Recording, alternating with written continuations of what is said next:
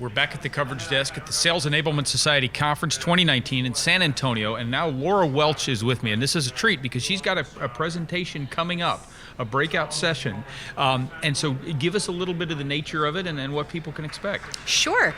So the breakout session is on critical just-in-time components of a Sales Enablement Academy, and that is a long way of saying how can you create a learning environment and kind of develop a learning plan for a sales force where it's memorable, it's fun, it's impactful, and it's going to do what your goal is, which is help your salespeople sell more and sell faster. Well, and as I was looking at the description of Laura's presentation, I was like, academy, that's an interesting word. Where did you come to assign that word to this concept that you're talking about? Well, it is important that people not think of sales enablement as just training. You know, I think we've been talking about that. This is my third year here, and we've been talking about that for 3 years. It's not just training.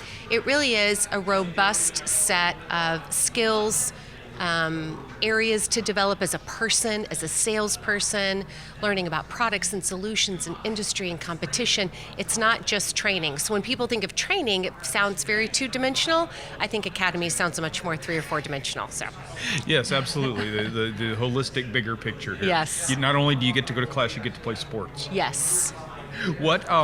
So what in your background now has brought you to some of these insights you're going to share? So when I first got out of Sales Enablement Academy? Oh, no. College, I went to work for Dell, and I was in sales. And then I moved to an organization, for the long story short, that trained me in being a public speaker. So it was an adult learning organization. And then I went from there into the video conferencing world, and I've been there for like 22 years.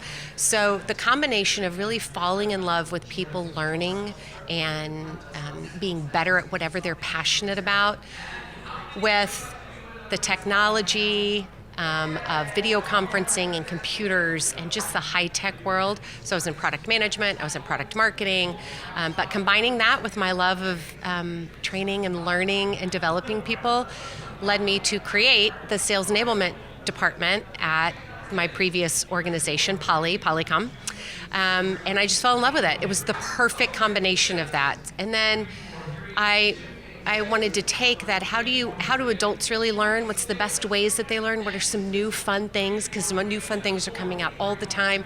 How do I apply those to a salesperson that really wants to succeed and do well and be top of the company in sales? How do you apply all of that? And that's what I've been looking at. It is a constant evolving looking. I certainly am not done by any means.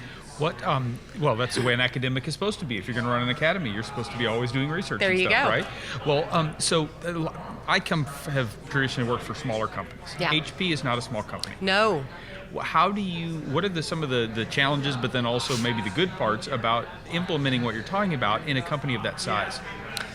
Well, one of the things that I really love about HP is the people that work there. A lot of people that work there have been there for a long time, and HP encourages people to try new things within the company.